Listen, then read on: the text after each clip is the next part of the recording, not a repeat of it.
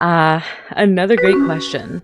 Do you ever experience self-doubt as an artist? And if you do, what do you do to overcome it? I actually have a few tips on this one. Here's a quick outline, and we'll go through each tip in detail. 1. Set high expectations. I'm talking Delulu level, okay? Big boys. 2. Research artists for learning over comparing. I know it's hard, okay? I'm a victim as well. And 3, embrace any possibility of failure along the way.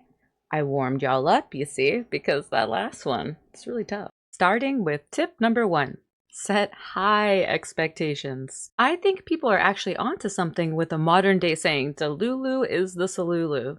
How many people do you know that write down their goals?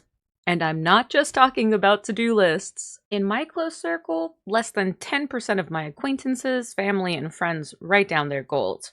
I know some people can still accomplish goals this way, but personally, I am able to hit a target much easier when I define it. Whether that looks like writing it down, creating vision boards, or simply sitting back and daydreaming about what that goal will look like for myself and everything around me as I achieve it. Daydreaming is also a type of visualization, and believe it or not, being able to close your eyes and visualize is a skill that not everyone has. So if you have that skill, you're probably already ahead of the game. Ask yourself what that goal-achieving version of you looks like. What environment are you in? How do you treat those around you? What would your habits and routines look like? What would your temperament be like? Visualizing can help your brain explore a version of you that your mind already knows how to get to. Your mind is like a library lined with books holding versions of yourself that you get to choose when to open and align with. Now I'll explain a little bit more about this in just a second.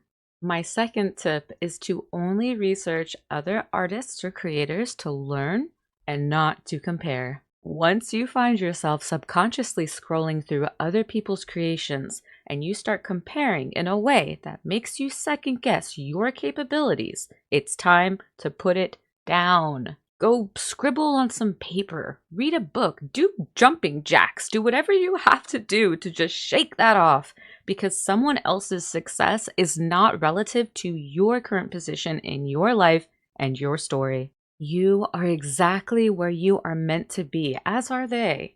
Try to understand that you can be where you want to be, as you want to be, per my previous tips discussion, because whatever you see in your head that you're capable of doing, as long as you set that goal for yourself and you define it, you will then align with it, because our brains love to make us right with our natural desire for confirmation bias. We favor information that supports our existing beliefs, so if you are visualizing and feeling in a way you believe, then you are indeed already putting much more work than others can or will. If you'd like to learn more about this concept, try exploring neuroplasticity, but that's a topic for another video. For my third and final tip, which is probably the hardest one, embrace the possibility of failure along your way. Approach your work in the same way you approach any other job.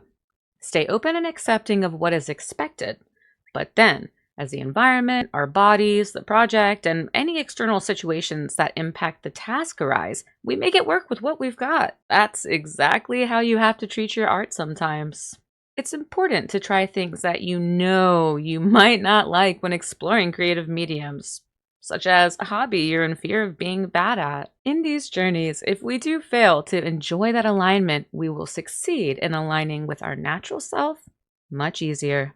I hope these tips can help you on your creative journey, and if you're interested in more videos like this, I invite you to check out the rest of my YouTube channel.